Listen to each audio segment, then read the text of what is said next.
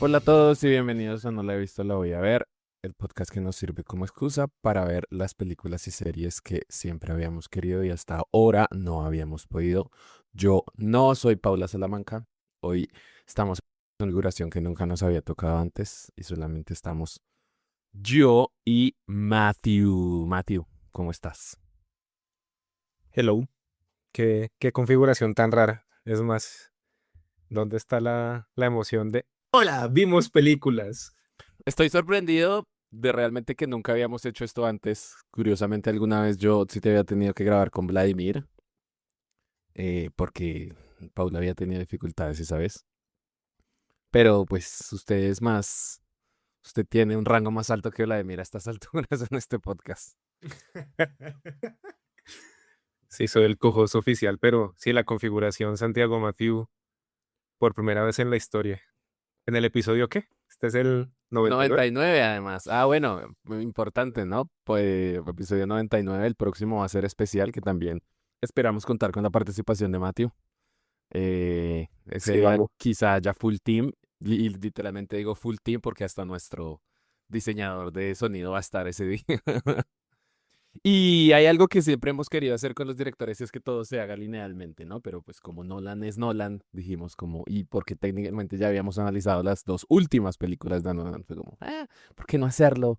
Como As Nolan Intended, justamente, eh, ¿En IMAX? en Vamos a IMAX analizarlos en IMAX. y con una línea temporal extraña que uno nunca termina de entender.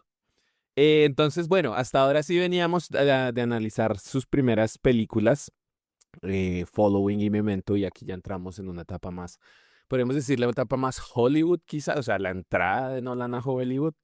Em, entonces, bueno, le cuento, Matthew, siéntase libre de interrumpirme cuando tenga algún comentario. Memento es justamente el momento, suena chistoso, Memento es el momento en que Nolan pasa de ser ese director británico rarísimo que hizo una película con cuatro duros a convertirse en alguien que Hollywood empieza a mirar muy seriamente. Después de Memento y antes de Insomnia ocurre básicamente el salto de Nolan al sistema de Hollywood, como habíamos dicho. Cuando Memento se estrena en el 2000, Nolan todavía no es una figura conocida. La película, sin embargo, tiene un impacto enorme. Recibe críticas extraordinarias, consigue nominaciones al Oscar, incluida una para Nolan y su hermano Jonathan, y se convierte en un éxito bastante mayor de lo esperado. Y aquí aparece un personaje fundamental, Matthew, quizá lo conozcas, Steven Soderbergh. Soderbergh queda impresionado con Memento y termina recomendando personalmente a Nolan para dirigir Insomnia, un remake estadounidense de la película noruega de 1997 de Erik Skjoldbjerg. No sé cómo se pronuncia eso. Y esto es importantísimo. Nolan no consigue Insomnia porque Hollywood ya confía en él, consigue el trabajo porque alguien con poder en Hollywood apuesta por él. No sé si te fijaste en los créditos finales de Insomnia, aparece Soderbergh y George Clooney aparece también. Yo dije como, mira la gran estafa. Y Eh, sí, y sí. sí. El estudio quería un director con más experiencia, estamos hablando de Warner Brothers. Tiene bastante sentido. Memento era una película pequeña y experimental, mientras que Insomnia tenía un presupuesto de aproximadamente 46 millones de dólares y dos estrellas gigantes, Al Pacino y, spoiler, Robin Williams. Pero Soderbergh y su productora Section 8 presionaron para que fuera Nolan. Finalmente, Warner aceptó. Nolan se encuentra de repente dirigiendo a Al Pacino con Ronnie Williams, con Hilary Swank y 46 millones de dólares. Para alguien que apenas unos años estaba haciendo following con sus amigos en las calles de Londres y $6,000, era un salto brutal. Insomnia se estrenó en el 2002. La historia sigue a dos detectives de Los Ángeles que viajan a un pequeño pueblo de Alaska para investigar el asesinato de un adolescente. El problema es que está en una época del año en la que prácticamente no anochece. Nolan toma una película que ya existía y la convierte en algo bastante suyo. Culpa, moralidad, identidad, obsesión, percepción. Estos son temas de los que vamos a hablar bastante hoy. Pero hay una diferencia fundamental. Por primera vez Nolan está trabajando dentro de una maquinaria hollywoodense. Ya no tiene que escribir, producir, financiar y resolver prácticamente todo como en Following. Y tampoco tiene una libertad experimental absoluta como en Memento. Por eso, Insomnia suele verse como una especie de puente entre el Nolan independiente y el Nolan que vendrá después. De hecho, aunque es una película bastante más convencional que sus dos primeras, funcionó muy bien. Costó 46 millones y recaudó alrededor de 113 millones de dólares mundialmente. Hoy en día me he dado cuenta que eso no funciona así. O sea, como que si ganas el doble de lo que invertiste, todavía estás perdiendo plata, tienes que ganar como 6 millones, como 6 veces más o algo así. Bueno, Matthew, todo esto nos lleva entonces a Insomnia. Insomnia, película del año 2002, dirigida por Christopher Nolan y escrita por Hilary Seitz, con una historia basada por Nicolas Frobenius y Eric Schodelberg. Está basada, como ya dijimos, en otra película de 1997 que tenía el mismo nombre. Pero si nos interesa, Wally Pfister, que fue el director de fotografía, que lo vamos a ver después, él fue uno de los que empezó ya a marcar el estilo Nolan como lo conocemos hoy en día, podríamos decir, y el diseñador de producción que se llama Nathan Crowley. Antes de Ludwig Göransson, Nolan trabajaba con un hombre llamado David Julian. Ya dijimos, la película está protagonizada por Al Pacino, Robin Williams y Hilary Swank. Yo pensé que Hilary Swank era más joven, o sea, es joven en esa época, pero ya estaba bastante consolidada, de hecho, lo cual un poco me sorprendió. Se estrenó el 24 de mayo del 2002 y es un thriller psicológico policial neo-noir. Pero Matthew, tú me preguntarás, ¿de qué se trata Insomnia? Santiago, ¿de qué se trata Insomnia? Muchas gracias por preguntar, Matthew. Bueno, la película nos cuenta la historia de Will Dormer, quien es un experimentado detective de homicidios de Los Ángeles enviado junto a su compañero Hap Eckhart a Nightmute, un pequeño pueblo de Alaska. Allí deben investigar el asesinato de una adolescente llamada Kay Connell. Para Dormer, el asesinato parece relativamente sencillo: localizar al responsable y regresar a casa.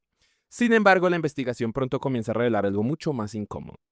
Cuando Dormer y la policía organizan una operación para atrapar al sospechoso, este consigue escapar. Durante la persecución, en medio de una espesa niebla, Dormer dispara contra una silueta creyendo que se trata de este mismo. Pero pronto descubre que la persona a la que ha matado es su propio compañero, Hap. En lugar de confesar inmediatamente el accidente, Dormer toma una decisión que cambiará por completo el rumbo de la investigación. Aprovechando la confusión, hace parecer que Hap murió a manos del asesino. El detective, que además se encuentra bajo investigación interna en Los Ángeles por posibles irregularidades en un caso anterior, comienza a construir una mentira para protegerse. Alaska presenta otro problema. Durante el verano, el sol prácticamente nunca desaparece. La ausencia de oscuridad impide que Dormer pueda dormir y convierte el paisaje en una extensión de su estado mental. Exhausto, desorientado y cada vez más atrapado por su propia culpa, el detective comienza a perder la capacidad de distinguir entre aquello que está investigando y aquello que está intentando ocultar. Mientras Dormer intenta encontrar a Walter Finch, quien es el evidente sospechoso solo para él, Finch descubre la verdad sobre la muerte de Hap. En lugar de denunciarlo, decide utilizar el secreto para establecer una relación de chantaje con el detective. Ambos quedan atrapados en un extraño juego de complicidad. Dormer necesita encontrar al asesino para limpiar su nombre, mientras Finch necesita que Dormer proteja su secreto. La investigación termina convirtiéndose en una batalla psicológica entre dos hombres que han cometido actos moralmente cuestionables y que intentan convencerse de que sus circunstancias los justifican.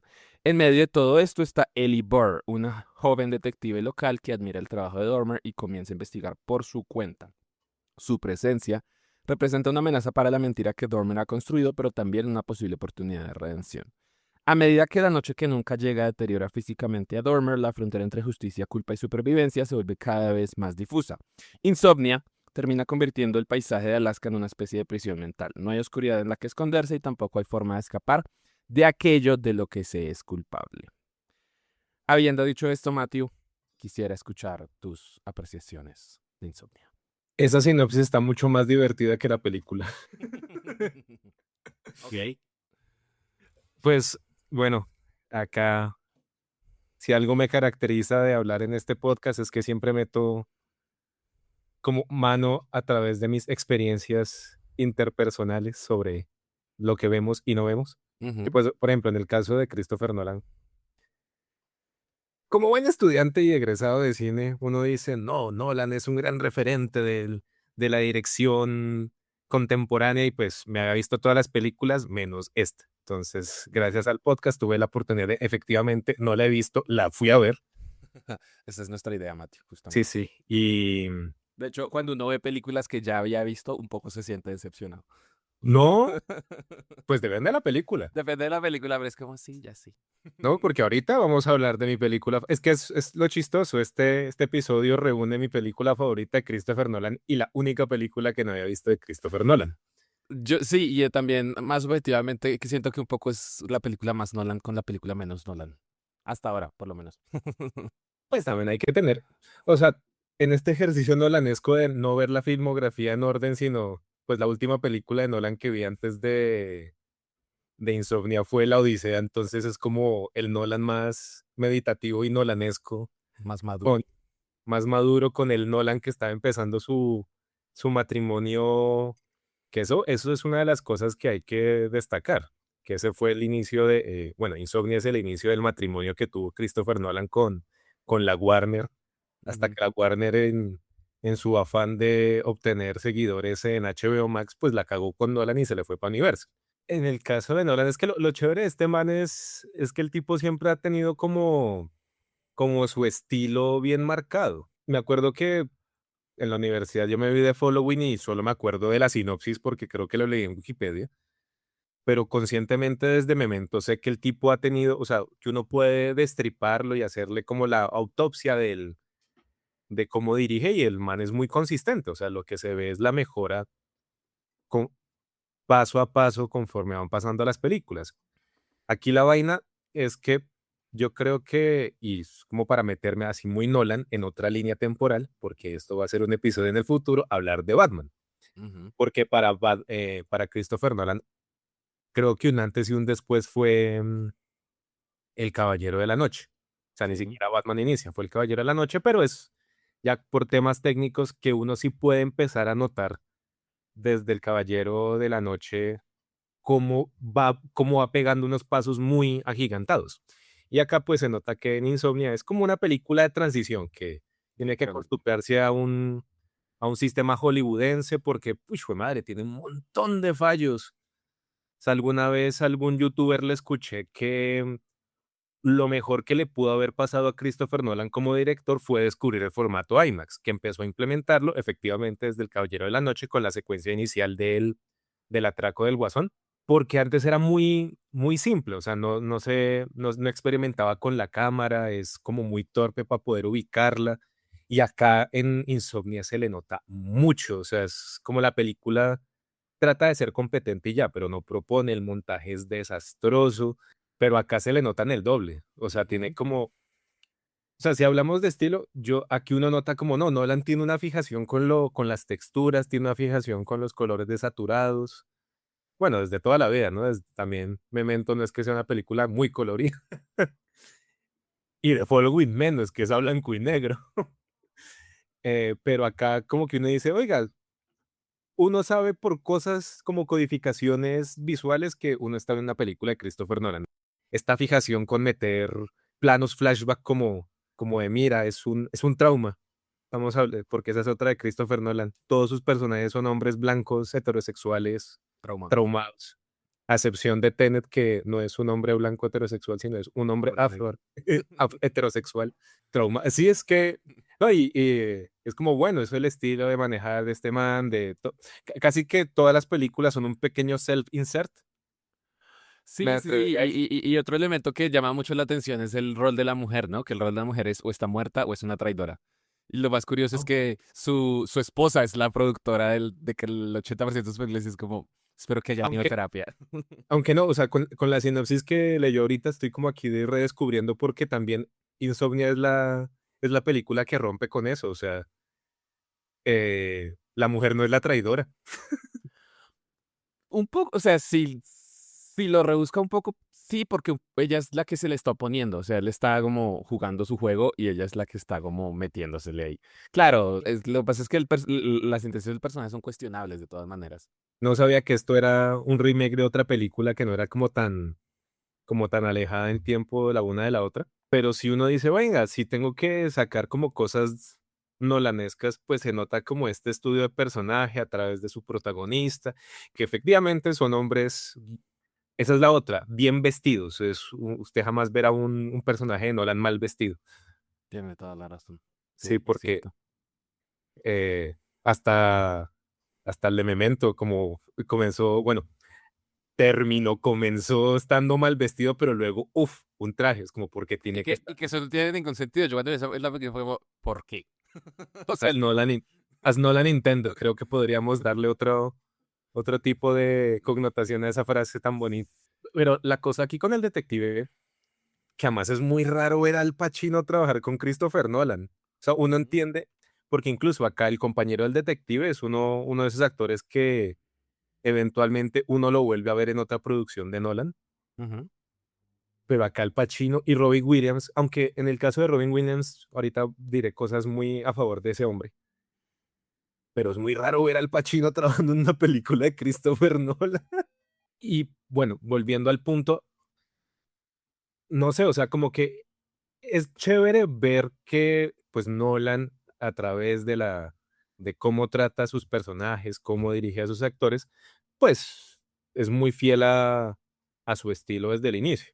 Entonces acá creo que, y lo otro es que de alguna u otra forma hay que meterle un giro a la trama, quieras o no quieras. Eso es muy nolanesco. Es muy Nolan, sí. Sí, hasta en la Odisea, como que uno diría, ¿cuál es el giro para una historia de que se escribió hace 3000 años? Pues imagínate que si hay un giro, es como, bueno, acá como, bueno, ¿y cuál es el giro?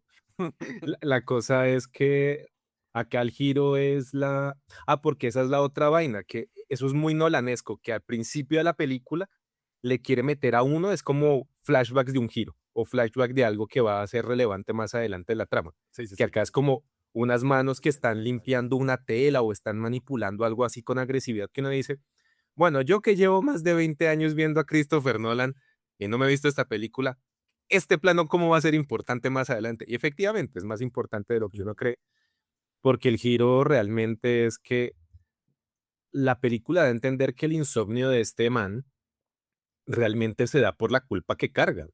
Ujú. Entonces el giro es, no, porque incluso esa es otra vaina de Nolan y ahorita lo diré con el gran truco, que al tipo le gusta spoilear de forma poética sus películas a lo largo del metraje para que cuando salga el giro uno diga, siempre estuvo ahí, como Humpty Dumpty en El gato con botas. Literalmente. Eso era lo que yo decía. De todas maneras, volviendo a conectarlo con lo que decía, que cuando ya he visto una película es un poco decepcionante. Siento que lo sentí con The Prestige, porque The Prestige juega mucho con el gran plot twist que va a ocurrir hacia el final de la película. Y es como, yo ya me sabía ese plot twist y es como, es muy obvio. Está ahí todo el tiempo. Es que a mí el gran truco es mi película favorita porque por encima, es que claro, yo la vi en cine y me voló la cabeza como de cómo fue ese giro. Y ya conforme, porque pues la tengo en físico, entonces cuando la veo, digo, ya no la veo por el giro porque creo que ese es el chiste de que incluso la película lo lleva en su tesis. O sea, la película literalmente le empieza a uno diciendo, ¿estás poniendo atención? Ah. Es como, Entonces ahora uno dice es como de, bueno, pues voy a prestarle atención y ya son todos los detallitos que solo se pueden ver cinematográficamente hablando, como de, oiga, la actuación de Christian Bale, los pequeños detalles, las hijueputas líneas que uno dice siempre estuvo ahí. está todo, o sea, la película literalmente lo está diciendo. Pero bueno, Matthew, estamos hablando de Y zombies. estamos hablando de Insomnia. Entonces, la cosa aquí es que, claro, como que el detective es el chacho hasta que pasa el accidente de que le disparó a su compañero. Ujú. Y a partir de ahí, pues, el detective deja de ser el chacho a ser como un traumado más. Hay un elemento que de hecho me di cuenta que no está en la sinopsis que yo menciono y es que Hap le había advertido que lo va a traicionar básicamente. A sapear, Sí, con sí, asuntos a espiar internos. con asuntos internos porque Asuntos Internos sabía que el policía sabía que Asuntos Internos le estaba tendiendo una trampa, No, literalmente. aquí asuntos internos sabía que el tipo la había cagado. Exactamente. Y eso justamente suma al gran conflicto, ¿no? Es como, acabo de matar a mi compañero aparentemente por accidente, pero no me van a creer porque tengo Porque muy buenos estoy motivos para haberlo matado a propósito. hablando de hombres traumados y con el giro, o sea, el giro realmente o sea, es como decepcionante. A mí se me hizo como de, a ver, ¿por qué a uno le dicen en una parte de la película? Porque la detective que hace Hilary Swank es como la fan número uno de este man, entonces la pasa citándolo de, es que tal cosa, usted dijo esto, y fue como, y el man todo trasnochado como, ¿en serio? Es Sí. algo que yo diría, suena como algo que yo diría, yo, muy chévere, como sea, el Era tipo, algo que a mí me llama la atención de estas dos películas y creo que de hecho se puede empezar a ver en la filmografía de Nolan y es las dos caras de una misma moneda, ¿no? Aquí incluso diría que tres caras. O sea, en el tema de la policía él claro, es el detective de mucha experiencia, incluso famoso, digamos, en el medio, que es admirado, que es respetado, pero que está desencantado también del sistema, que es un poco lo que nos da a entender de todo de lo que viene. Y Hilary Swank es lo opuesto, ¿no? Es la joven detective que apenas está empezando, que cree que, no sé, cree en la justicia y todas estas cosas. Pues es que realmente aquí en Insomnia son dos monedas, porque Exactamente. pues es que Pacino está es en la contracara tanto de Hilary Swank como de el personaje de Robin Williams. Ujú. Que además, el personaje de Robin Williams, yo sí me había acordado viendo trailers en TNT cuando existía la televisión, que una de las formas de vender Insomnia, porque pues esta película en algún momento la pasaron, y más cuando TNT era como filial de toda la casa Warner, Ujú. sí la vendían como un punto de gancho, como mira, Al Pacino y Robin Williams estelarizando un thriller, es como de, claro, es un buen gancho de venta. Entonces, bueno, eso como que decir, ese spoiler como, no, no, yo había empezado a ver la película sabiendo, va a aparecer Robin Williams. Y Hace aparece, rato no veo a Robin Williams. Y yo aparece en sé la que aquí ficha. no es chistoso. Ujú, ujú. Y efectivamente, aquí no es chistoso. Entonces, eh, hombres traumados blancos heterosexuales, ¿no? Entonces, se me hace que la cosa con el detective de Pachín es que no me la aprendí el nombre. ¿Cómo es que se apellida? Dormer. Juan Dormer. La cosa con Dormer es que, bueno, realmente todo el giro termina siendo esta cosa de cómo sobrellevar un trauma de básicamente por tratar de hacer las cosas bien como un buen policía, de la forma como menos honrosa, eso fue lo que le quitó el sueño. Ujú, ujú. Entonces casi que toda la película es la justificación de cómo este hombre trata de reencauzarse pues en la buena senda, siendo que el tipo la está cagando más de lo que, de lo que lo acierta, y pues termina en como en este juego, no psicológico, no, sí, en este chantaje con el real asesino, que termina siendo un escritor de libros, de novela negra, que termina siendo el autor favorito de la asesinada. O sea, como que, aquí yo lo voy a decir, siento que la película inicia muy bien para que luego haga. Y que hay algo que me llama la atención del personaje que es Finch, que es el personaje de Robin Williams, y es que él, o sea, él de todas maneras quiere tener el control literalmente como un autor. O sea, está intentando que la historia coincida con su narrativa. Y él está pensando como un autor de novela negra, ¿no? Como tiene que haber un gancho, tiene que haber una justificación, una sorpresa, otra vez el plot twist, la sorpresa. Eh, Aquí es la wildcard. Exactamente, habla siempre de la wildcard, entonces él todo el tiempo está pensando y gran parte también del choque que tienen Pacino y Williams es que el uno obviamente, o sea, cada uno está tratando de jugar su propio juego y crear su propia historia también, ¿no? Hmm. No, Eh, y que al final lo consigue. Es que a mí eso es lo que me parece como decepcionante, que bueno, Dormer comienza siendo casi que un Sherlock, como de, o sea, casi que roza con la sociopatía, porque sabe muy bien sobre cómo asesinar, porque el tipo vio el cuerpo de la muchacha asesinada. Ujú. Y dice como, no, es que tú hiciste esto, no deberíamos hacer esto, pregunta por tal cosa. Era como, sí, es casi que un Sherlock moderno. Pero luego pasa lo del disparo y se desinfla porque entonces termina, no sé, como viendo qué hace consigo mismo, que no se encuentra. Y pues creo que lo más destacable de toda Insomnia realmente es Robin Williams, porque como alguna vez, bueno, como muchas veces se ha dicho en internet, y creo que acá en este podcast también, es muy bueno ver a comediantes haciendo papeles dramáticos porque se les da muy bien, como que la caracterización, es que sí es mucho más difícil hacer reír que hacer llorar, Sí, sí, sí. ¿no? Y acá el psicópata que saca, o sea, eso, cosa buena que se me hace de Nolan, el tipo sabe dirigir conversaciones. Ujú, Eso sí, desde el minuto uno el tipo sabe dirigir conversaciones. Tal vez para la acción sea muy deficiente, que incluso en la Odisea, perdón, Paula, voy a meter la Odisea en la ecuación, hasta en la Odisea todavía se le ve como un poquito esa falencia de meter escenas de acción, pero Oppenheimer básicamente es una película de casi 3 horas de gente hablando y no se hace aburrido. gente hablando no cronológicamente. Sí, sí, sí. Acá pasa lo mismo, es como, Acá es más bien ver cómo el detective termina incursionando en los mismos engranajes morales del asesino. Ujú. O sea, es casi que ubicarlo en el mismo nivel Claro, las dos de, caras de una misma moneda. sí, pero en el nivel de la maldad. Y aquí lo curioso es que todos quieren tener el control y nadie lo tiene. Que creo que eso es lo otro que me decepcionó, que no hay como ningún misterio, sino simplemente todos lo aceptan y todos lo dan por sentado, porque pues Finch, no, perdón, Dormer en su extrema sabiduría, pues dice, como usted la mató, usted le hizo esto, ¿no? Usted, o sea, ya confiéselo. O sea, porque al final el tipo lo confiesa porque no tiene cómo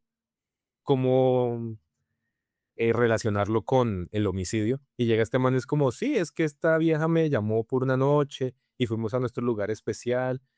Y la chica se rió y se rió mucho. ¿No te ha pasado cuando empieza a decir como ese comentario de cómo quería obtener el control de la situación y pues le terminó pegando y un golpe terminó siendo otro y ya después el tipo sabía cómo iba a terminar todo. Así es como, eso se me hizo a mí muy bueno de Robbie Williams porque el tipo con la mayor parsimonia hace que uno, a mí se me heló la sangre. Ujú. Uf, Claro, hizo porque así. él viene vendiendo esta imagen de no, yo no quería, yo soy bueno, y él todo el tiempo está queriendo acusar al novio de la chica, que la golpea, que abusa de ella, yo era su apoyo, yo estaba bien, y de pronto es como, sí, se burló de mí y la maté, y es como, Pues sí, básicamente es pero como, yo no mato gente. como está, que también deja muy ambiguo esta cosa de qué vulnerabilidad tenía él, ¿no? Lo que Hmm. entender es que él estaba como intentando tener relaciones con ella y ella como que se le burló de, no sé, digamos, su pipicito.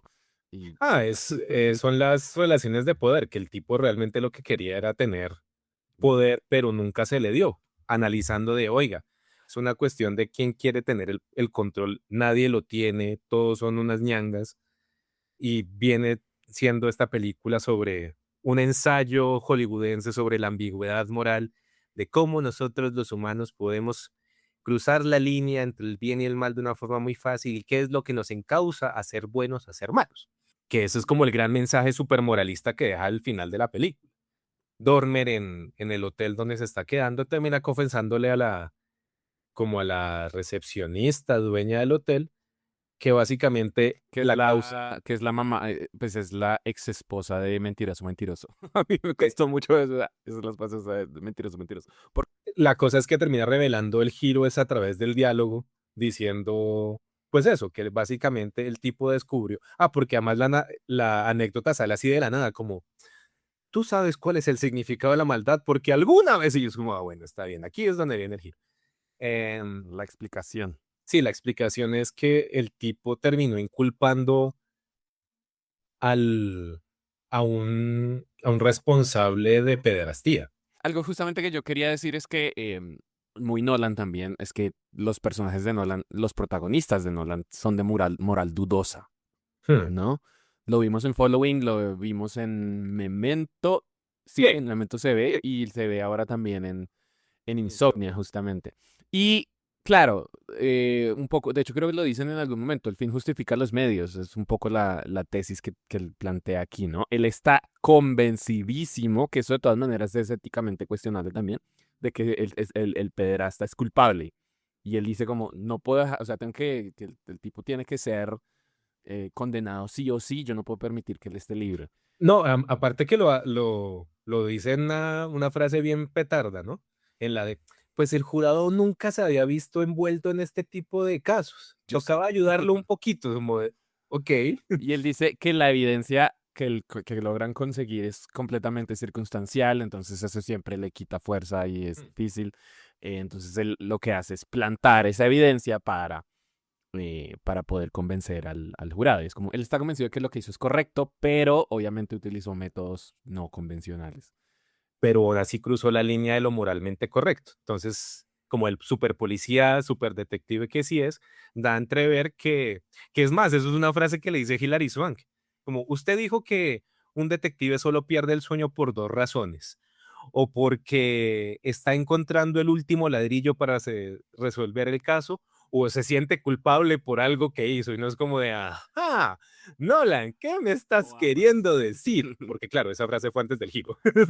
Pero yo siento que de todas maneras, todo, o sea, lo curioso de este giro es que es un giro que uno ya sabe. O sea, es como, no me sorprendí porque yo ya venían, de nuevo, ya venían construyéndomelo. Yo ya sabía estas cosas. Pues bueno, a gran escala, volviendo al punto de Nolan como es Nolan, pues todo lo que estamos diciendo sí es muy nolanesco. O sea, no, yo sé que no, y para cualquiera que nos escuche que quiera tirar hate, yo sé que Nolan no se inventó el desarrollo de personajes blancos heterosexuales traumados, pero sí es muy a su estilo de le Se lo gusta, apropió. le gusta que esa sea su impronta. Pero, o sea, oiga, ¿cómo es el trauma a través de sus personajes? ¿Cómo estos hombres, porque sí siempre son hombres, cómo estos hombres navegan en su propia moralidad, en sus propios deseos? Y que se justifican todo el tiempo, ¿no? Porque de todas maneras yo siento que es muy evidente que Dormer está diciendo como sí. Una de las razones que él dice que no debería ser investigado todo el tema de asuntos internos es que básicamente van a liberar al pederasta. Esa es la gran justificación que él da. Mm. Lo van a liberar y eso estaría terrible porque no sé qué. Y es como, no, usted está cagado. Usted Mm. no quiere que lo juzguen, usted quiere como salirse de los problemas y ya.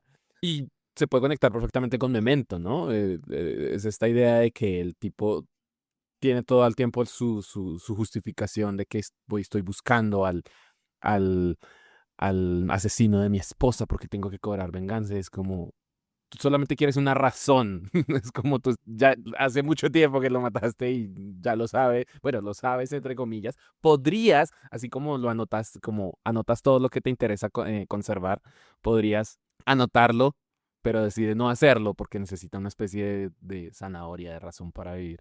Mm. Eh, No, y acá lo que me parece muy divertido de Insomnia es que es el final. Pues el título nos dice que el insomnio es importante, pero la película solo lo utiliza como una excusa como para meter, creo que el mejor efecto que tiene esa puta película, que es el de el tipo está traumado, entonces empieza a ver planos súper desenfocados y el punto de foco cambia con un corte. ujú. Como de, oh, qué cosa tan bonita, ¿esto por qué no lo volviste a hacer, no?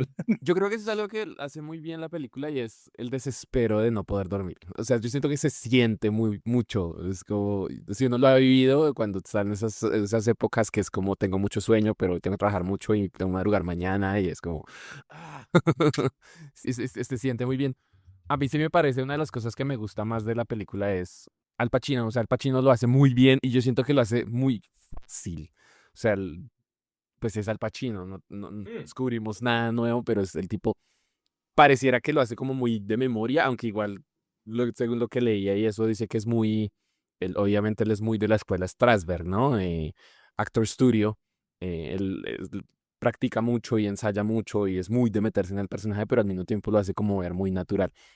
Hay una anécdota que yo escuché, leí en algún lado y era que pues un jovencísimo Nolan, aún un poco inexperto, hacen una toma y entonces Nolan llega y le empieza a dar como instrucciones, como deberías manifestar eso, no sé qué, y tal Pacino le dice, sí, ya lo hice. Y después como que Nolan revisa el material y dice, "Ah, sí, es cierto, ya lo había hecho". O sea, como que así de natural y bueno es el tipo. O sea, Al Pacino no se gana su rango de leyenda por nada. Es como, Ujú, ujú, ujú. A mí se y me creo, pierde que no trabaje más, justamente porque terminó haciendo Jack and Jill, siendo tan bueno. ah, pero es que también eso ya empieza a meter, o sea, la carrera también tiene que ver con sus cosas personales. Es como decir también por qué Robert De Niro, siendo el actor que es, Ujú, en los últimos 20 años se ha caracterizado por tener una filmografía casi que la mitad súper cuestionable. ujú. Ya luego uno lo dice en tono adulto, pues claro, eso es por la plata. Acá la cosa con el Pacino es que creo que también estamos viendo a un Pacino que seguía en su prime de actuación. O sea, ya no es el joven Al Pacino del Padrino, de Días de Perros, de Sérpico, pero sí es un Al Pacino que viene como por la misma época del Abogado del Diablo. Ujú. O sea, es un tipo que ya tiene toda una carrera encima, tiene toda una impronta y pues tiene la facilidad por los años de experiencia que carga detrás. Sí, hay algo muy curioso de Al Pacino y es que, bueno, en este personaje aquí obviamente le funciona muy bien porque es parte del personaje, pero sí da la impresión de que está cansado siempre.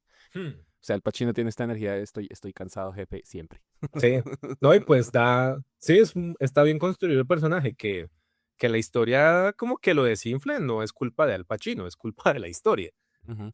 Pero Ay, Al Pacino.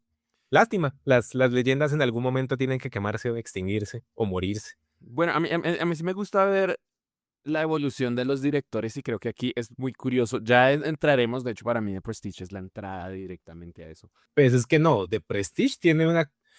Creo que ese es el asunto con The Prestige, es que es como el cierre de lo que va a ser Nolan como director en esas épocas. Y hace una película de Batman y luego hace una película que él quiere y luego se retroalimentan, pero cada vez en un nivel ascendente. Lo que yo quería justamente decir, ya entraremos en el Nolan más Nolan.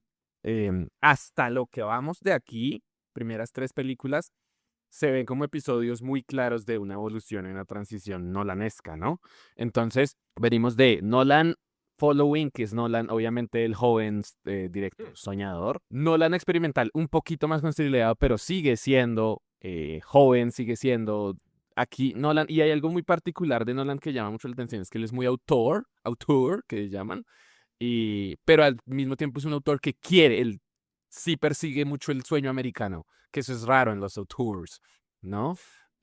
Porque él se muda a Los Ángeles, es las grandes historias cuando estaba haciendo, ¿por qué se le ocurre Memento? Es porque iba para Los Ángeles para vivir. El tipo dirige esta película porque también necesita entrar al medio, ¿no? O sea, yo me imagino a Nolan literal repartiendo hojas de vida, como. Y claro, es un encargo, en ese sentido se convierte en una película menos Nolan, pero pues igual, obviamente, siempre hay algo cuando tienes estas películas por encargo, tienes como pinceladas del director. Pues es que es un buen ejercicio de estudio. Básicamente empieza como a trabajar con gente que empezará a ser relevante para la estética Nolan. No, ahí se nota, o sea, el diseño de producción y la fotografía ya deja entrever que Nolan es Nolan. O sea, Nolan tiene como esta cosa, esta obsesión que dicen que es porque el tipo es medio daltónico, pero siempre tira como a los colores fríos. Ujú. O sea, no hay color como, no te totea el color. Hasta el naranja de la Odisea es súper desaturado. Una de las cosas que nosotros hablábamos que día con Paula era que, como hoy en día, antes se hablaba del autismo sí, como una especie de condición mental y hoy en día es como el autismo es un espectro, ¿no? Entonces todo el mundo puede ser autista. Y no la da bastantes muestras de Sí, sí. autismo. Quiero terminar con algunos datos cocteleros, algunos Oiga, no debimos haber curiosos. empezado con el gran truco y luego con Insomnia porque es como avancemos, no, Nolan no lo querría así, Nolan querría que hiciéramos todo al revés. Bueno, algo que ya dijimos, que esta película es la primera de Nolan en Hollywood. Dato que ya mencionamos, creo que es la única película de su filmografía en la que Nolan no mete mano en el guión, literalmente es un guión que ya le habían entregado, que bueno, está basado en la otra película. Ya lo mencionamos también, pues tenemos a un Robin Williams haciendo un papel dramático que es algo muy raro. Uno de los elementos más fuertes de esta película es justamente que nunca oscurece y es una de las cosas que más afecta al detective, al protagonista, que es todo lo contrario a lo que uno está acostumbrado del Nolan tradicional, que siempre son películas prácticamente siempre de noche, oscuras, es todo lo opuesto. Ya lo habíamos también dicho antes, aquí empieza dos de las colaboraciones más importantes de Nolan, que es Wally Pfister en director de fotografía y Nathan Crowley como, Fotógrafo y diseñador de producción. como diseñador de producción. Algo de todas maneras curioso, porque decimos que esta es la película menos famosa de Nolan, es que de todas maneras la película fue exitosa, porque ganó buen dinero a raíz de su. De nuevo, recuperó la inversión, eso siempre es valorable en Hollywood, obviamente ganar más es más importante. No, y pues que Warner le haya dado las llaves del reino de DC Comics, pues, o sea, porque esa es la película que viene después de Insomnia, es Batman Inicia. Entonces, Ujú. claro, eso, o sea, que uno diga que no la conozco y porque no la conozco debe ser mala, no significa que pues efectivamente no le fue Pues bien la verdad, porque, sí, o sea, es que viendo la perspectiva uno dice como, bueno, sí, no fue tan exitosa, pero sí, si lo analizamos todo linealmente, as Nolan would not intended, eh, tiene sentido. De todas maneras, estamos todavía en un director que se está consolidando, se está consolidando. El detalle que conecta Insomnia con todo Nolan. En Memento Nolan no pudo confiar En Memento, Leonard no puede confiar en su memoria. En Insomnia, Dormer no puede confiar en su conciencia. En ambas películas, el protagonista construye una versión de la realidad que le permite continuar, y esa es una de las obsesiones más interesantes del primer Nolan. ¿Qué pasa cuando un personaje necesita mentirse a sí mismo para poder vivir con lo que hizo? En Memento, la mentira está relacionada con la memoria, y en Insomnia con la culpa. En ambas, Nolan convierte una investigación criminal en una investigación sobre la mente del protagonista. Eh, de nuevo, Nolan in a nutshell. Pues es que las obsesiones y las culpas, eso puede ser el título de la biografía no oficial de Christopher Nolan. La obsesión. Sí, y la obsesión es algo en lo que yo pensé todo el tiempo en la siguiente película de la que vamos a hablar. Es que creo que acá es donde sí podemos ver y destripar todo lo que es Nolan. O sea, con el gran truco es básicamente el diccionario de cómo entender a Nolan, a mi parecer. Sí, sí, sí, sí, literalmente. Es que es lo más curioso, es la película menos Nolan, y creo que aquí estábamos en una película probablemente la más Nolan. Pues es que creo que es la que empieza a formar el cartón del bingo de Nolan. Ujú, ujú, ujú, Sí, ujú. porque tiene todo. O sea, todo de ahí en adelante y de ahí para atrás, usted puede empezar a ver como hay esposa fallecida, hay esposa fallecida. Y ahí Hay un traicionera. giro al final, hay un giro al final. Alguien dice una palabra súper absurda para revelar antes el guión. Hay alguien que dice algo súper absurdo. Aparece Michael Caine. Aparece Michael Caine. Hay dos esposas fallecidas, de hecho. O sea, Nolan tiene la esposa traicionera, la esposa fallecida, y aquí tiene las tres, dos esposas fallecidas y tiene la Y una traicionera. traicionera. No más. Ay, Nolan sos tan predecible. Bueno, ¿qué pasó con Nolan después de... fue Batman Inicia, pero bueno. Después de Batman Inicia, ¿qué pasó? Sí, aclaración que ya un poco la hemos mencionado antes, pero como Nolan nos gusta sobreexplicar las cosas. No vamos, aquí vamos a hacer algo muy Nolan y vamos a brincarnos una película. Toda la saga Batman se va a analizar en un solo episodio, y por supuesto vamos a contar con nuestro analista de Batman de cabecera, Sí, por favor, pónganme aquí en el Zócalo. Matthew Pérez, experto en Batman. experto en Batman. Solo por los jajas. Bueno, del 2002 al 2003 Nolan ya no era una promesa. Cuando Insomnia sale en el 2002, Nolan tiene apenas 31 años. ¿Cómo nos sentimos con eso? Literalmente Cuando estás bien, Diego. Ya ha demostrado tres cosas. Puede hacerse independiente como Following, puede hacer cine narrativamente experimental como Memento, y puede manejar una producción de estudio con estrellas como Insomnia. Hollywood empieza a ofrecerle proyectos mucho más grandes. Pero Nolan no parece particularmente interesado en convertirse en un director que simplemente recibe encargos. Después de Insomnia, empieza a desarrollar varios proyectos propios. El proyecto de Howard Hughes. Nolan empieza a trabajar en una película sobre el excéntrico empresario aviador y productor cinematográfico Howard Hughes. La idea era hacer una película protagonizada por Jim Carrey, y Nolan llega a escribir un guión que posteriormente él mismo dice considera uno de sus mejores trabajos. Él directamente dice, este es el mejor guión que yo he escrito en la vida. El proyecto, sin embargo, se cruza con otro problema. ¿Cuál crees que es, Matthew? Martin Scorsese. Dígame que es Martin Scorsese. Martin Scorsese ya estaba preparando The Aviator. Nolan decide no competir directamente con Scorsese y abandona el proyecto. Nolan dice que uno de sus grandes referentes es Scorsese. Aquí hay algo muy interesante para entenderlo. Nolan no tenía todavía el poder suficiente para decir, yo hago mi película y ustedes verán. Todavía estaba escogiendo cuidadosamente sus batallas. The Aviator terminaría estrenándose en 2004. Recordemos que veníamos de 2002, entonces ahí. 2003 aparece Batman. Mientras todo esto ocurre, Warner Bros. Está intentando revivir Batman después del desastre crítico de Batman y Robin, Joel Schumacher. El estudio quiere hacer un reinicio completo del personaje. En 2003, Nolan consigue el trabajo. La película inicialmente estaba vinculada a la idea de adaptar Batman Year One de Frank Miller, aunque finalmente la historia de Nolan y David S. Goyer desarrollan toma elementos de múltiples fuentes. Warner Brothers anuncia a Nolan como director y Goyer se incorpora como guionista. Nolan estuvo a punto de dirigir Troya.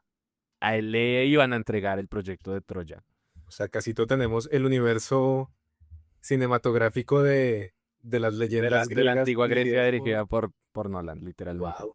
Resulta que esta película la venía desarrollando un director bastante consolidado que nosotros, uno no tiene muy presente, pero que está, o sea, es importante, digamos, que se llama, de hecho se llama Wolfgang Petersen, se llama. Ideas de hacer películas como La historia sin fin, La tormenta perfecta y como Avión presidencial. O sea, el tipo era director de blockbuster noventeros.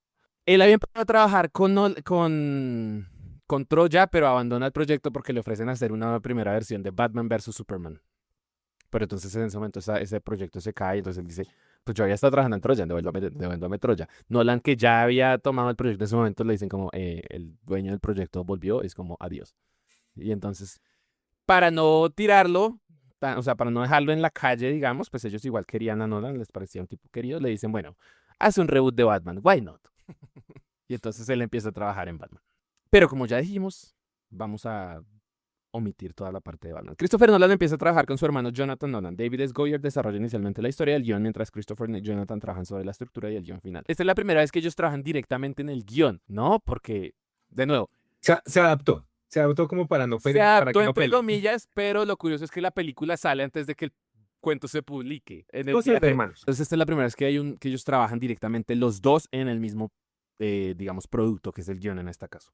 Esta colaboración entre los hermanos se volverá fundamental para el Nolan que conocemos después. De hecho, Jonathan había empezado a desarrollar con Christopher Nolan otra idea que eventualmente terminaría convirtiéndose en The Prestige.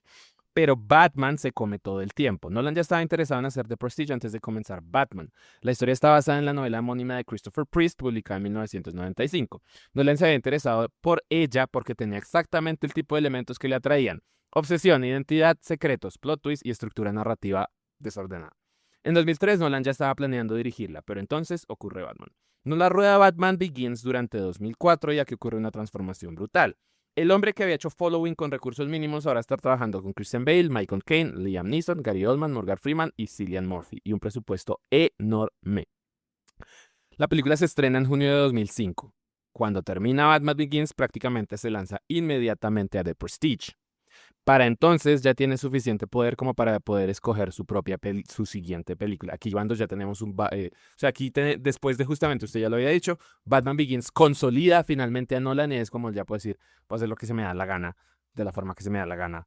Soy Christopher Nolan. Esto se va a repetir en la trilogía, digamos, la trilogía post-Batman, Ujú, que es ujú. The Prestige, Inception e Interstellar. En los tres casos siempre es como lo mismo. Después de Batman, que amasó una cantidad ingente de dinero, pues se le ocurrió hacer un proyecto personal cada vez más ambicioso. Porque creo que en estas tres, en The Prestige, Inception y Interstellar, esta es la más modesta, ¿no? Claro, y uno sí ve, aquí literalmente es Nolan creciendo, Nolan es como Prestige. ¡Wow! Literal, es el meme de Prestige y no reaccionando como wow, Inception es como super wow y luego aparece Interstellar, es como ah. No, pero es que Interstellar ya viene siendo como, creo que a partir de Interstellar es que viene otro Nolan y es el Nolan canzón, el Nolan como de yo puedo hacerlo todo y todo lo que yo diga es oro.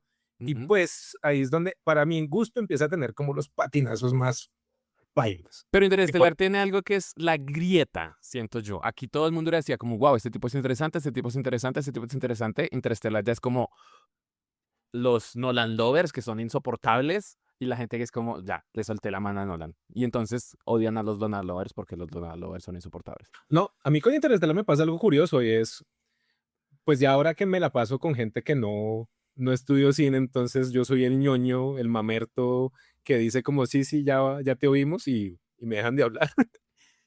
Interstellar les gusta mucho, o sea, suele gustar demasiado como por el tema, la temática que trata. ¿Cuál? La fuerza Yo del amor. yo la detesto por el poder del amor, porque se me hace una forma muy absurda de acabar una película como tan excéntrica, Mm. pero a partir de allá como que Nolan empieza es que como soy Nolan, puedo hacer lo que se me dé la regalada gana. Pero bueno, volviendo, Volviendo, el gran truco de como, Prestige, como Nolan querría. como Nolan querría. Recuerdo el proyecto que llevaba años dando vueltas. Además, considero muy interesante. Christian Bale, el protagonista de Batman Begins, vuelve a trabajar con él inmediatamente, pero ahora como Alfred Borden, un mago de finales del siglo XIX, y enfrente pone a Hugh Jackman. Después incorpora a Michael Caine, Scarlett Johansson, Rebecca Hall y David Bowie. David Bowie. David Bowie. Mire, ahí hay otra cosa del bingo de Nolan, meter un cameo de un músico porque, ajá, Y en este caso fue David Bowie. en este lo inició con David Bowie, gran papelazo. Vemos entonces la gran evolución de Nolan. Following, un tipo observa a otro. En Memento, un hombre intenta reconstruir quién es. En Insomnia, un policía intenta escapar de su culpa. En Batman Begins, un hombre construye una identidad y en The Prestige, dos hombres destruyen sus vidas intentando superar al otro. Me encanta cómo se empieza como a armar, es como...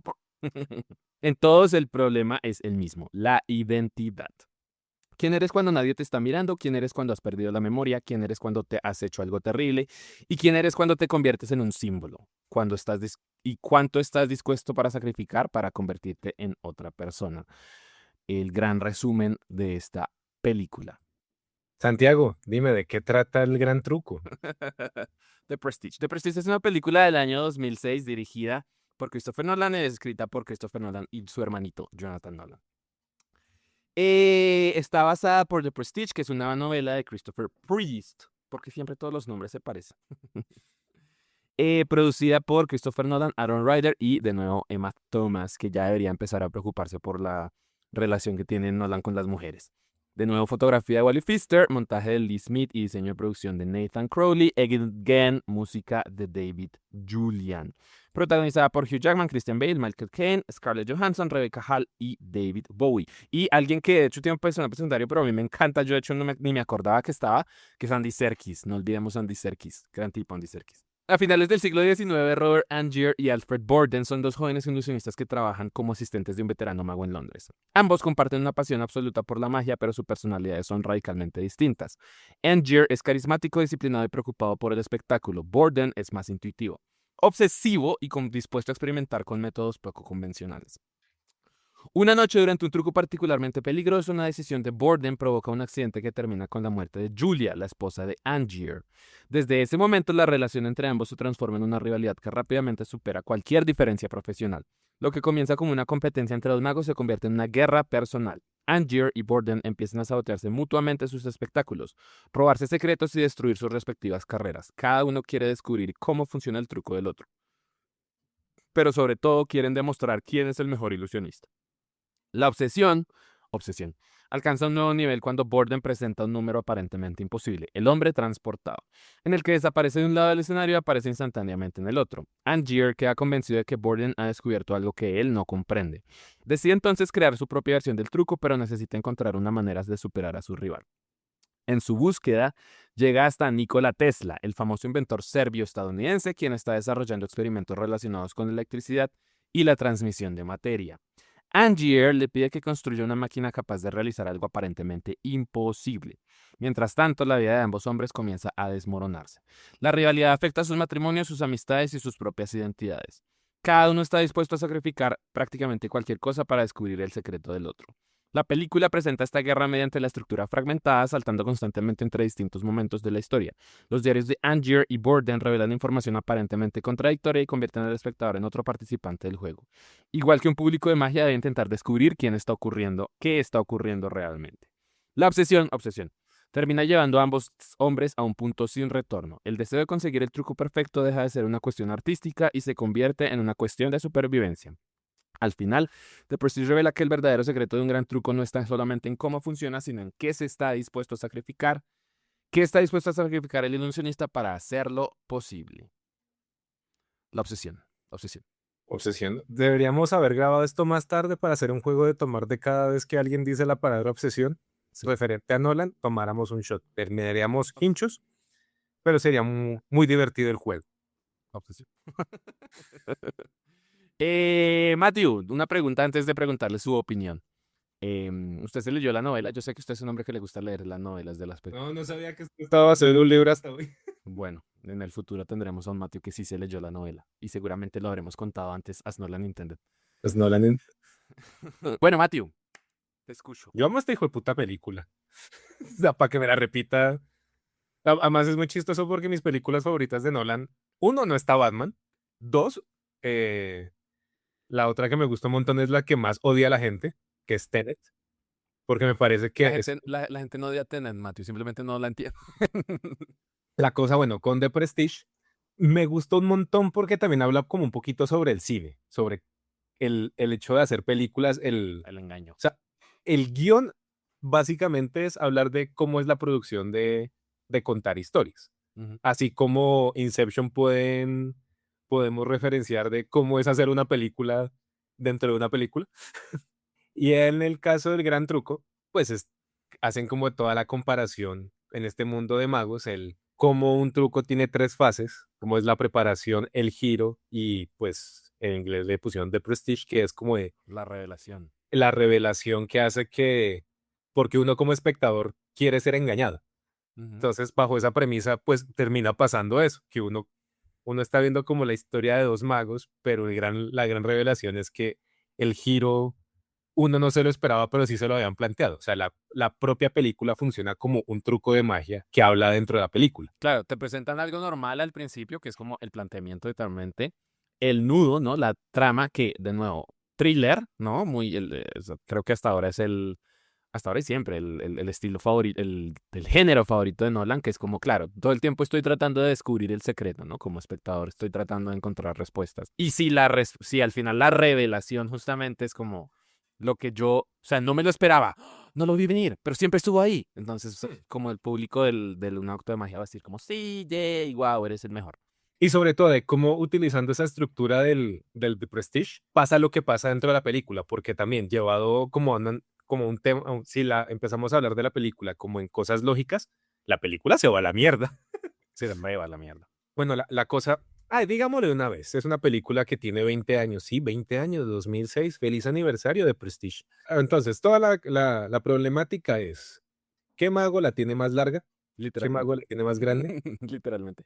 ¿Qué mago puede transportarse de un punto A a un punto B de la forma más verosímil? Eso es todo el conflicto de esos dos. Se Y de la resume en, forma más fácil, entre comillas. O sea, no, sí. no verosímil, porque todo el mundo sabe que hay algún truco, pero el chiste es que se vea creíble. Sí. Que es más, hay una parte de la película que va sobre eso, de cómo le buscan a Angier, que es Wolverine, Hugh Jackman, Ujú. le buscan un doble para que sea lo más parecido posible para que el hombre transportado sea, pues, creíble. Y que está muy bien hecho porque obviamente es el mismo actor, pero es como, o sea, sí, obviamente se parece un montón, pero logran que no se parezca tanto. O sea, hay como pequeños rasgos que uno dice como, Sí, le meten prótesis y pues Hugh Jackman saca su acento australiano. Creo que eso ajá, ajá, ajá, ajá. le da su Es impronta. como, Pero, pequeños detalles. Esos pequeños detalles son lindos.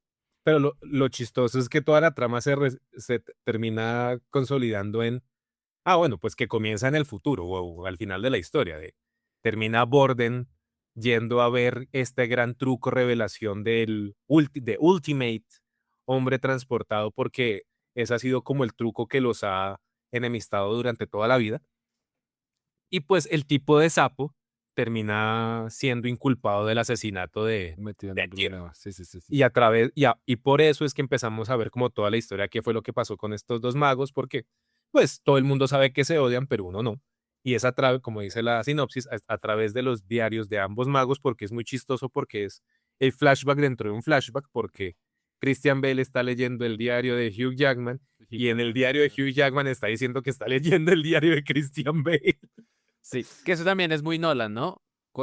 Mis personajes cuentan la película, ¿no? Memento es cuando el tipo está hablando por teléfono todo el tiempo y, bueno, Insomnia, digamos, no es tan Nolan al final. No, pero hace parte del bingo, se lo acepto. Hace Sí, sí, sí, parte del... hace parte del bingo, literal, realmente hace mucho. Y lo interesante justamente de esta película, de nuevo, yo habiéndola visto, ya la había visto y la volví a ver, es que la película te explica todo te explica. Y cuando haces el plot twist un poco te das cuenta que te explicó todo, No, no, ¿no? pero espera que me falta dar el plot twist porque termina siendo última advertencia. El giro es realmente Borden, que es Christian Bale, no es un Borden, Son son dos. Es como el remate de un chiste que yo tengo, como que es mejor que una cosa, dos cosas. Ahí Y, pasa. de nuevo, esto es algo que la película ya nos había explicado. Hay dos escenas, de hecho, y que son escenas muy sencillas. Cuando ellos van a ver el show del mago chino y que termina el show y el mismo Borden le dice a Angiers, le dice como, Es que ahí el es donde gran, está el el verdadero gran, truco. el gran compromiso del mago es no estar actuando durante la presentación, sino estar actuando fuera de la presentación todo el tiempo. Y es No, como, pues es que lo dice así, como es que lo ven saliendo del teatro, dice, es que aquí es donde está el verdadero truco, esta es la verdadera esencia, el el compromiso. compromiso por El por compromiso, exacto. el espectáculo. Y Exacto. claro, y lo dice con una cara de, sí, soy yo, como, sí eres tú. Y después, otra de las cosas más divertidas también es cuando está hablando Michael Caine después de que se ha revelado que Warden hace el hombre transportado. Y Michael Caine le dice, seguramente tiene un doble. Y Angie le dice como, no, es demasiado No, no, fácil. no puede ser tan sencillo. Y es como, sí, era muy No, sencillo. no, pero es que todo el tiempo pasa eso. Incluso desde el principio, cuando uno de los Borden, pues, tiene a Sara, que está con el sobrinito y el chino se las huele de una, como, ay, mataron al pajarito. No, no, aquí está bien, aquí está bien. Y luego es el propio Borden limpiando la máquina, como de, Qué cruel. hoy tú fuiste el afortunado, y luego limpia el cadáver del otro. Es como de, siempre están diciéndole a uno de forma visual, hay otro. Siempre hay alguien que es el que tiene el foco, hay alguien que está O detrás. sea, la película todo el tiempo le está diciendo a uno, todo el tiempo le está diciendo, pero de nuevo, o sea, no es como que la película te está engañando, porque de nuevo la película comienza diciendo, ¿estás poniendo atención? No, y eso es que eso es lo divertido porque al principio con eso el de estás poniendo atención y nos plantea la regla del juego de en el todo truco de magia hay tres grandes momentos, pero no se queda ahí. ¿Por qué? Porque la gente no, porque es mucho más, o sea, desaparecer algo es fácil, reaparecerlo es lo complicado. Y al final y al cabo, la gente está ahí para ser engañada, para ser sorprendida. Ujú. Entonces ahí es donde radica. Entonces, claro, todo, gracias a a ese diálogo nos explicó de qué va toda la película. A mí personalmente me gusta mucho repetírmela porque siempre puedo ver cositas diferentes. O sea, esta última vez me la vi casi que por completo porque por problemas técnicos no pude verla completa. El ejercicio que hice fue identificar qué Borden era Borden en qué momento. Sí, es cierto, ese es un gran juego porque si uno se fija, sí son muy diferentes los dos Bordens. Sí, sí, sí, sí, sí, es divertido. Claro, hay un segundo nivel cuando uno ya ha visto la película antes, que es como entenderla de una manera distinta, ¿no? Que aquí lo maneja muy bien, porque hay películas que tienen otro nivel y en el hecho de que ya me la sé, entonces ya no es interesante. Esta de todas maneras logra ser interesante, pero pues es muy gracioso justamente cómo darse cuenta lo obvio que es todo el tiempo.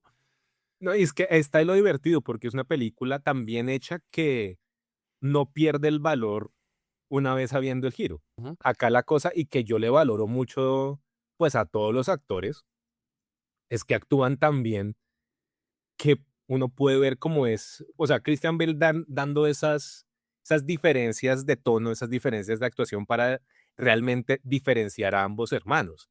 Porque se nota a leguas que, por ejemplo, el papá de la niña es más temperamental, es mucho más crudo, es mucho más enojón, que se le nota en momentos de la película donde es mucho más pasional, el tipo no tiene nada que perder. Y el otro es el que se termina quedando con Scarlett Johansson. El tipo es como Que es el que, spoiler, muere. que es mucho más calmado, es mucho más como que el tipo no es tan gatillo fácil. Pero, o sea, Bien. ahí es donde viene como el otro detonante de la enemistad de esos dos magos.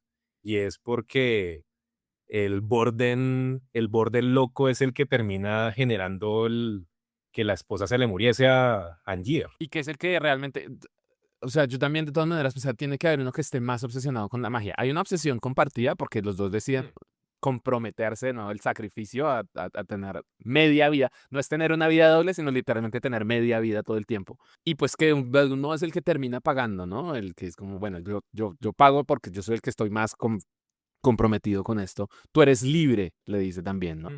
Entra como el otro gran, ¿no? ¿Qué estás dispuesto a sacrificar? Literalmente ellos sacrifican todo, ¿no? O sea, la esposa se vuelve loca porque no termina de entender esta dualidad del man y aún así ellos siguen para adelante, no les importa. Que No, es re fuerte también, ¿no? y que ahí es donde viene el contrapunto, la otra cara de la moneda de la obsesión de Angier. Claro, porque entonces en el caso de Borden es que estos dos se comprometen en cuerpo y vida a interpretar el papel solo por el truco del hombre Ujú. transportado. Claro, Acá, es que técnicamente se mata. acá la cosa es que Angier llega a un punto tan sacado del culo para poder superar por poquito al otro. Es que creo que eso es lo otro divertido, que esta película realmente tiene dos giros. Y es cada mago tiene un giro. Sí, sí, sí. Sí, sí, sí. Porque en el caso de Angier, es que el tipo se termina yendo hasta el culo del mundo para buscar a Nikola Tesla porque había escuchado que Borden le había creado un aparato de magia. Entonces el tipo quería superarlo o sea, copiarlo, pero superarlo, y termina llegando a una cota tan extrema que Tesla en su brillantez genera una máquina que a través de rayos duplica la materia. Que eso es otra cosa del bingo de Nolan. Al principio de la película a uno le muestran un plano general de este campo, este bosque con un montón de sombreros que luego uno entiende, todos son duplicados de la máquina de Tesla, que luego vamos a ver que es donde la obsesión de Angier está tan obsesionado con superar el truco de Borden que termina llegando a cotas donde el tipo no sabe si se está muriendo todas las noches que se presenta porque básicamente se está clonando. Y ahí es donde viene la moralidad de él es el tipo que sobrevive o el tipo que se ahoga. Porque pues esa es la vaina, como moralmente, es como, ¿cómo te vas a clonar? Esto es una atrocidad ante la naturaleza. Yo siempre Pues pensé que el que se mete es el que se mare, porque ese se cae directamente en el tanque. O sea, lo que nos muestra la máquina es que crea la copia, pero técnicamente el original no se ve afectado. pues eso no le quita lo terrible, Sebastián. Santiago. Sí, sí, sí, sí, sí, no, es igual regla. Hay algo que me llama la atención y creo que lo estoy viendo más ahora que lo hablamos usted y yo, y es que de todas maneras ellos siempre están como en puntos distintos, ¿no? Porque eh, Borden tiene el hecho de que él ya tiene el truco claro desde el principio, ¿cierto? Porque lo lleva viviendo toda la película y entendemos que toda la vida. em, y Angiers es lo opuesto en el sentido que él está descubriendo el truco, ¿no? Hmm. Y es justamente el contrario. Pero claro, ellos todo el tiempo están en este juego de poderes y queda justamente raro porque quien tiene el control justamente siempre es Borden, porque es el que se sabe el secreto, pero después él también entra, o sea, voltea totalmente el juego cuando él también quiere descubrir el secreto o sea, se voltea al final, pero al final eso, vuelve a hacer lo mismo. O sea, son, la perfecta descripción es las dos caras de una misma moneda. No, y también, pues aquí hablando, dialogando de cuál es el más apasionado por la magia, que es el más tranquilo. O sea, si lo ponemos en ese punto, porque el más explosivo, que es el papá de la niña, es el que se queda con la niña. Ujú. Pues, ¿por qué se muere el obsesionado con la magia? Porque justamente se le fue a meter al truco tras bambalinas del otro mago. Porque sí, claro, era el que más quería descubrir el secreto. Lo curioso también, ¿no? Es que, y de nuevo, o sea, uno puede encontrar todo el tiempo situaciones espejo entre los protagonistas.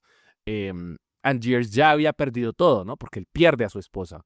Y pierde a su esposa por culpa de Warden. Después, claro, pues tiene este amorío con Scarlett Johansson y no sé qué, y sé cuándo, pero es como que al final se nota que no le importa tanto. Pero también lo pierde por Borden. Ajá. Pero también por culpa de él, ¿no? Porque él es el que le dice como, Infiltra. como espía, sí, y ella es como, bueno, sí, pero te odio. Y Borden pierde todo, pero pierde todo al final. O sea, igual ambos van a perder todo, pero en momentos distintos.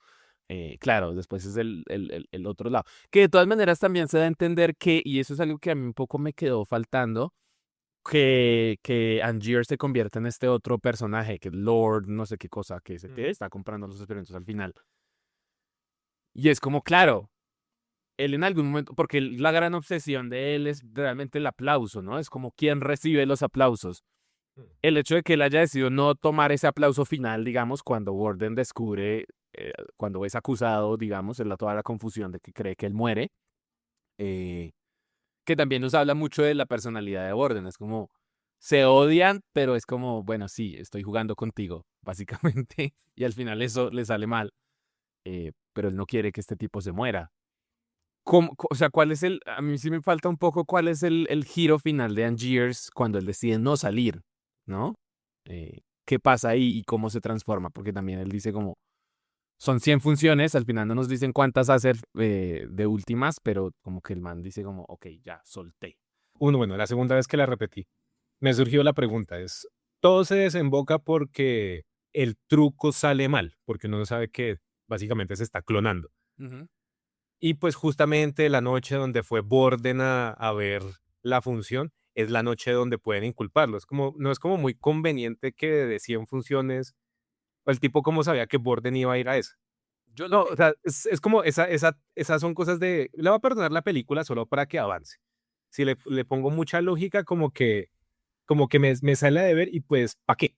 Yo creo que de todas maneras ahí ya depende más de la interpretación del espectador. Yo lo que entiendo ahí es que Borden se echa la o sea, Borden hace que lo acusen porque justamente intentando descubrir el secreto encuentra que este tipo se está matando, pero él no entiende que se está matando a propósito, digamos. Y entonces No, él, pero es que por eso es que lo que digo, si nos ponemos en una cuestión lógica de hueco, agujeros de guión, pues eso sería uno, es de cómo Angier sabe que justamente en esa función Borden lo va a ver, porque el chiste para que haya como ese escándalo es que no sale, no se transporta.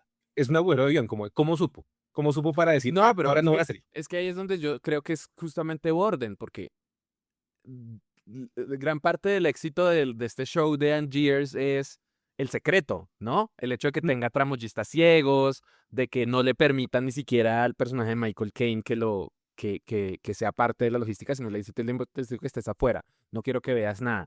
Cuando Borden entra, digamos que se le cuela y ve, él es el que hace el escándalo, porque él empieza a gritar. Y entonces cuando grita, aparece Michael Caine y dice como, ¿usted qué está haciendo aquí? Se arma el escándalo, porque de todas maneras, entre la desaparición y la reaparición hay unos segundos de suspense, ¿no? Lo que entiendo es que, obviamente, este man se da cuenta de esos segundos y ahí es cuando decide, no voy a salir. Pero entonces ya se armó el mierdero y ya... Por eso es que a este man lo acusan de asesinato. de asesinato y el otro simplemente se abre y se desaparece. Porque al final la gran obsesión de él también es la venganza, ¿no? Ah, Obsesión. se me hace muy conveniente. Yo voy a decir que es un agujero de guión. Otra de las cosas que la película te está diciendo es que Fallon se ve muy fake. O sea, la peluca es fea, la cara es fea y todo el tiempo evitas mostrarle la cara, ¿no? Y es como cuando se lo muestran, es como, estás Momento. maquillado, pero igual se ve fake. Feo, porque es Londres del siglo XIX. Ujú, ujú. Em, pero sí, es una película divertida. He escuchado no solamente de usted, por ejemplo, de Jessica, saludos Jessica, también a ella ha dicho que The Prestige es una película que le gusta mucho. Y muchas personas dicen como, esta es mi película favorita de Nolan. No, pues es que póngale, aquí hablándolo, básicamente es una telenovela con gente súper obsesiva, pero con vainas de ciencia ficción. Obsesión. Sí, sí. Y Sí. bueno, dato no menor de Nolan es que, según lo que leí, no, obviamente no tuve tiempo de leer la novela, es que Tesla no aparece en la novela original, entonces es un agregado que le mete Nolan y que pues se supone que la justificación es que en esa época los grandes inventos tecnológicos muchas veces parecían magia, ¿no? No, y Entonces, también lo que significa Tesla para la cultura popular actual. Y es como Tesla era el científico que no, o sea, que por culpa de Thomas Edison fue que no alcanzamos las bueno, estrellas. y que aparece también Edison como un personaje tácito, obviamente, pero como el gran villano también, ¿no? Aparte, otra cosa que yo creo que sí lo dicen como en detrás de cámaras y sneak peeks y esas vainas, era como la obsesión de Nolan por tener a David Bowie haciendo de Nikola Tesla, porque también, pues, ¿qué Correcto. significa David Bowie para la cultura popular? Y más allá que en esos años, pues, uno estaba vivo, dos no estaba tan viejo. Y tres, era buen actor. Bueno, Matthew, quiero terminar este episodio recordando algunos datos interesantes de The Prestige. La novela y la película son bastante distintas. La película está basada en la novela de Christopher Priest, publicada en 1995, pero Nolan y Jonathan Nolan realizaron bastantes modificaciones. La novela tiene una estructura mucho más literaria y compleja y algunas de sus revelaciones son diferentes. Los Pero eso suena muy Nolan, ¿no? Es como de, oye, cogí este material original y voy a cambiarlo. Y voy a hacer que los plot twists sean míos. Sí, porque al final creo que esa es la otra cosa de Christopher Nolan. Se le nota que Christopher Nolan es Nolan centrista. De hecho, curiosamente en ese episodio no lo mencionamos mucho, pero en el episodio anterior y en las películas anteriores de Nolan, que es una de las cosas que hace que yo no quiera mucho a Nolan, es que Nolan es extremadamente pretencioso. Following se ve, hay un Nolan joven, soñador, pero Nolan es súper pretencioso desde chiquito. Yo creo que esas grandes mentes bueno, de dirección hollywoodense, bueno, es un pensamiento que tengo con Zack Snyder, fuera de chiste, y con James Gunn, que es el nuevo mandamás del DCU. Ujú. O sea, la gente puede aclamar que son excelentes directores, que lo son, solo que pues uno estudiando cine se da cuenta que el director no es el único que hace las cosas. Hay todo un trabajo comunal, o sea, son todas las áreas las que hacen una película, no el director es el que hace la película. Pero siento que también en este Nolan aplica en este caso, son grandes mentes que tienen que estar bien, como bien controladas. Porque si uno deja como que tengan carta blanca para hacer cosas, pueden salir con vainas bien cuestionables. Entonces, por ejemplo, The Following, al ser la primera película, pues ¿quién le va a decir que no? Ya después es que le jalan la correa a los directores para decir, oye, está muy chévere, pero no. Es como, Creo que ese es como el gran valor de Nolan como autor, o sea, director de industria slash autor, y es que él ha logrado que le suelten la correa justamente. Que es como, haz lo que quieras, eres Nolan. no, pero también yo creo que el tipo se rodea de buena gente que le contribuye y le aporta a la obra. O sea, que al final, y a ver, voy a romper una lanza a favor de Nolan. O sea, yo siento que el tipo también puede ser pretencioso, puede ser Nolan centrista con un ego de mierda, porque básicamente las últimas dos películas de su filmografía es él en un momento del pasado de la historia universal. He venido pensando mucho ahora que hemos hablado de Nolan, o sea, a Nolan le gustan los hombres blancos compungidos, es como, estamos viendo a Nolan, o sea, los Mm. protagonistas son Nolan. No, y pues como director está chévere que el tipo hable sobre sus inquietudes. David Bowie interpreta a Tesla. Nolan quería específicamente a Bowie. El director se reunió con él para convencerlo de aceptar el papel. Bowie inicialmente rechazó la propuesta, pero finalmente cambió de opinión después de hablar con Nolan. El resultado es uno de los cameos más recordados de la película. Conectado con eso, Matthew Tesla no está metido en la película porque sí. La película juega con la frontera entre magia, ciencia y tecnología. A finales del siglo XIX, muchos inventos podían parecer literalmente magia para el público. Nolan utiliza a Tesla como puente entre estas dos ideas. El truco del pájaro tiene un significado brutal. Hay una escena temprana en la que se explica cómo un mago consigue que un pájaro desaparezca. El truco implica sacrificar un pájaro para crear la ilusión. Esa escena parece simplemente una demostración, pero funciona como una miniatura de toda la película. De nuevo, la película se explica todo el tiempo. Porque esta es la pregunta central. ¿Cuánto estás dispuesto a sacrificar para conseguir que el público crea en el truco? Ah, y eso me hace acordar de otro de los grandes, de los como frases rompedoras de la película, que es cuando Angier ya se independiza como mago que tiene al personaje de Michael Caine, que no me acuerdo cómo se llama en esta película, Yo tampoco, dígame Michael Caine. Michael Caine, que va ahí y le dice, no, el truco de la jaula, y llega este man y dice, no, y no va a matar pájaros, y es como, eres mago, tienes que mancharte las manos. Y luego le muestra un truco todo sofisticado de cómo desaparecer una jaula, pero la paloma sigue viva. Pero fue como de, pero no se suponía que tenía que mancharme las manos. No, quería saber que si eras capaz de hacerlo porque eventualmente Tienes que tendrás estar que hacerlo. dispuesto a Pero hacerlo. como, curioso. Christian Bale tuvo que cambiar físicamente. Interpreta diferentes momentos de la vida de Borden y tuvo que modificar su aspecto a lo largo de la película, Ay, además más de raro. ser Batman. Claro, es muy Christian Bale, ¿no? Es que Christian Bale cambiando su estado físico para meterse en un papel más raro. Yo creo que lo hace ya por hobby, es como... no fue un mega éxito comercial, no fue un fracaso, pero tampoco fue el fenómeno comercial que sería The Dark Knight. Sin embargo, con el tiempo se ha convertido en una de las películas más queridas y discutidas de Nolan. Es de esas películas que crecieron muchísimo después de su estreno. Tuvo 2 nominaciones al Oscar. ¿Adivina para quién, Matthew? Han sido mencionados antes. Wally Pfister y Nathan Crowley recibieron dos nominaciones Oh. al Oscar por esta película. Ninguno de los dos ganó. El gran dato coctelero, ¿qué significa realmente The Prestige? La película plantea que existen 3 pasos en todo truco. The Pledge te muestra algo normal, The Turn ocurre algo imposible, The Prestige aquello imposible se vuelve a su estado original. Los personajes creen que el secreto está en el truco, el espectador cree que el secreto está en la trama, pero el verdadero secreto de la película es el sacrificio en la revelación. Angier sacrifica su humanidad, Borden sacrifica su identidad y Sarah sacrifica su vida, pero además sacrifica su matrimonio. Y todo por la pregunta aparentemente sencilla. ¿Quién es mejor? Por eso de Prestige está en Nolan. No le interesa realmente la magia, le interesa la obsesión. Obsesión. Obs- Y aquí aparece una idea que va a acompañarlo durante todo el resto de su carrera. Un hombre llevado hasta el extremo por una idea. Borden y Angier, en cierto sentido, son los primeros grandes protagonistas de Nolan que convierten una obsesión, en una religión. Y después vendrá Cobb, Cooper, Bruce, Robert Oppenheimer, Odiseo. No, pero, no, qué pena, pero ahí sí voy a estar en contra de esa trivia, porque ya Bruce Wayne lo tenía desde Batman Inicia. Solo que para el Caballero de la Noche Asciende ya se fue a la mierda. O sea, como que la obsesión ya era. Bruce Wayne es igual a obsesión, pero Sí. eso, este tema, que lo hablaremos, pincito, para el próximo episodio donde ya aparezca hablando sobre la trilogía de Batman de Nolan. O sea, es una buena trilogía porque Bruce Wayne es muy buen personaje. Como me. No, y también es lo que Nolan hace detrás de causa, todo lo que Nolan sacrifica por obsesivo para llegar a las cosas que hace. Ujú.